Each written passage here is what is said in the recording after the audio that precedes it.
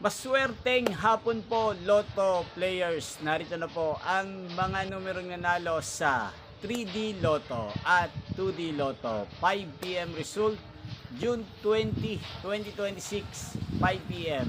Kaya kunin nyo na po ang inyong mga ticket. Narito na po ang resulta. Yan, nakikita nyo na po ngayon sa screen ng inyong cellphone ang mga numerong nanalo sa 3D Lotto at 2D Lotto. In exact order po yan. At kung maswerte namang natayaan nyo po ang mga numero niyan kanina, ngayon pa lang, congrats po sa inyo. Yan, ano nga bang magandang tayaan ngayong araw na to sa 3D Lotto at 2D Lotto? Para po sa akin, bet ko pong mga numero para sa 3D Lotto ay 3, 2 at 8. At para naman po sa 2D Lotto, ang bet kong mga numero ay 5 at 23.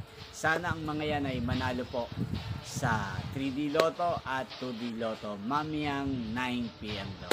Yan, inyo pong napanood ang resulta ng 3D Lotto at 2D Lotto sa channel na to, Roderick Hernandez TV.